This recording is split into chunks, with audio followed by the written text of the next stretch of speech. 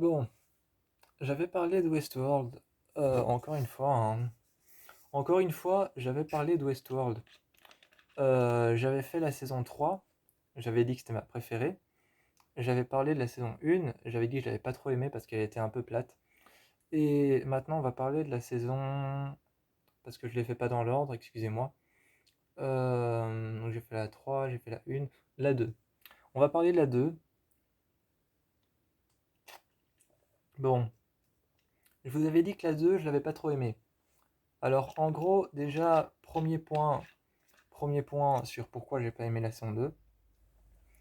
Le premier épisode, le premier épisode commence en rush. Le premier épisode commence vraiment en rush, t'as l'impression qu'ils ont tout pris depuis le début et qu'ils ont tout rushé. C'était énervant, t'as l'impression qu'ils ont tout pris et qu'ils ont tout rushé. En fait, premier épisode, on arrive sur le bord d'une plage qui est juste à côté de la saison 1, donc du monde du Far West. On arrive sur une plage qui est juste à côté du monde du Far West. Je vous rassure, ceci n'est pas une botte de cow-boy, c'est une attelle. Euh, non, c'était pour la plaisanterie. Donc, tu as l'impression qu'on a tout rushé parce qu'on arrive sur les rives d'une grande rivière, juste à côté du monde des cow-boys de la saison 1. Et on a les mêmes personnages mais qui jouent pas le même rôle. Donc ça te perturbe tout de suite. Et ils ont tout rushé. Ensuite, on revient dans ces sous-sols et on retrouve les mêmes personnages de la saison 1 qui sont en reprogrammation. Ils ont tout rushé pour arriver directement vers cet endroit où on programme les autres et où on leur écrit une histoire. Et j'ai pas trop compris le concept de la saison 1, j'ai pas compris la saison 2.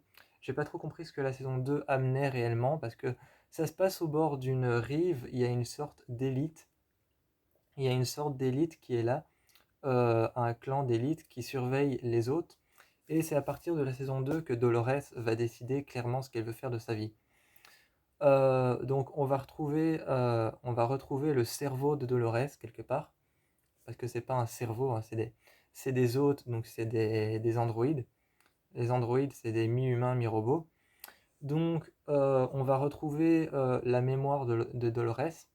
Et les mémoires, c'est des petites billes, des petites boules comme ça, en métal, rondes, et à l'intérieur desquelles il y a des données qui sont classées, l'histoire qui leur est écrite, qui est mise dedans. Et donc, on va retrouver Dolores. On va, on va pas retrouver Dolores, on va pas retrouver son enveloppe charnelle, mais on va retrouver son esprit dans un autre hôte qu'on aura tué. Et ce sera la vraie Dolores, ce sera la Dolores de la saison 1, celle qui avait une histoire, une boucle qui lui était dessinée. C'était celle qui avait une boucle qui lui était dessinée. On va retrouver la vraie Dolores dans un autre hôte et on va voir ce que l'autre Dolores qui a décidé de s'en foutre et de sortir du schéma de sa boucle.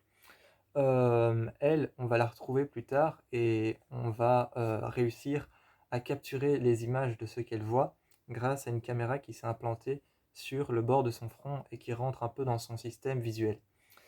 Et on voit un peu ce qu'elle fait et elle commence un peu à sortir de... Elle commence un peu beaucoup d'ailleurs, à sortir de sa boucle et à faire ses propres choix. Elle choisit qui elle veut tuer, qui elle veut garder, et elle tue les personnes qu'elle ne veut pas garder en sa boucle, et elle garde les personnes qu'elle veut garder en sa boucle et leur explique comment son histoire fonctionne à elle et quel rôle ils sont censés jouer dans sa boucle.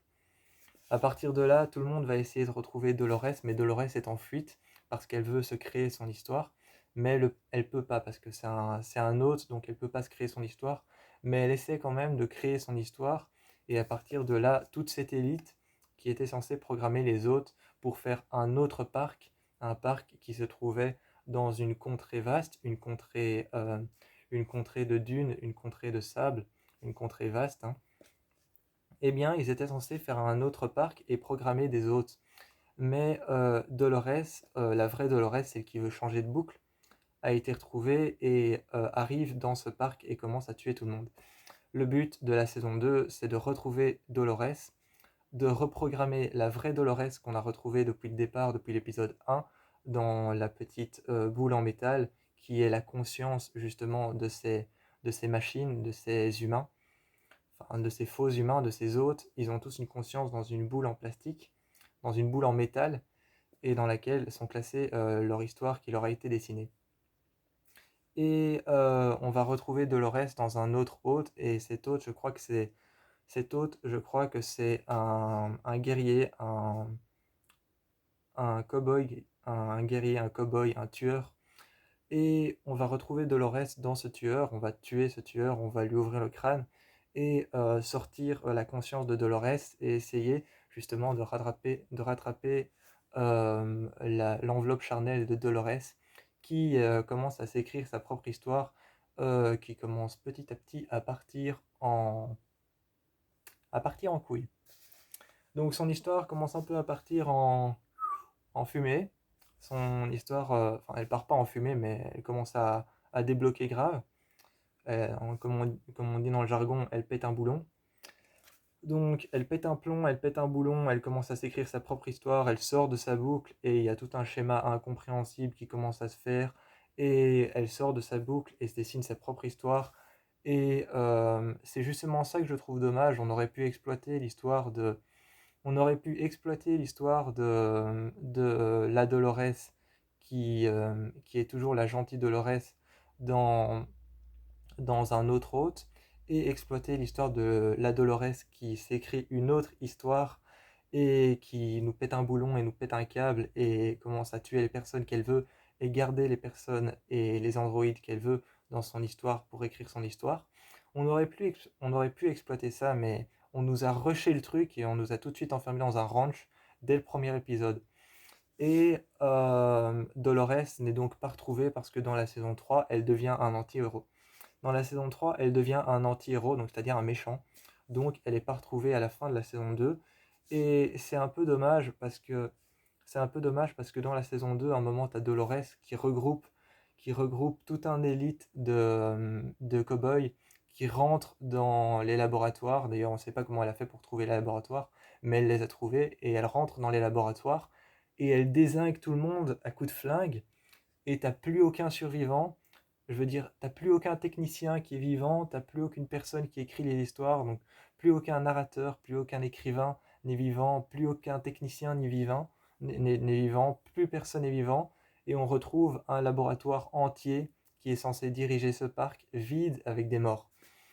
Donc à partir de cet épisode-là, moi je me suis dit c'est bon, la saison 2 elle est terminée. Mais à partir de cet épisode-là, ensuite, on refabrique des hôtes dans un autre parc, dans un autre parc, on refabrique des hôtes et on les amène à ce parc-là, et l'histoire reprend. Et donc, vraiment, la saison 2, j'ai l'impression qu'ils l'ont rushé, et c'est énervant. Moi, je vous fais plein de bisous. C'est pas pour ça que la saison 2 était nulle. La saison 2 était un peu moins bien que les autres, mais elle était quand même sympa à regarder. Mais il y avait plus d'épisodes qui étaient un peu plus courts. Il y avait plus d'épisodes qui étaient un peu plus courts. Je crois qu'il y avait 10 épisodes qui duraient 48 minutes. Donc presque 50, peut-être 50 minutes. Mais la saison 2 était un peu moins bien que la 4 et que la 3. Mais sinon, c'était une bonne série et je vous encourage à aller voir Westworld. Et je vous fais plein de bisous.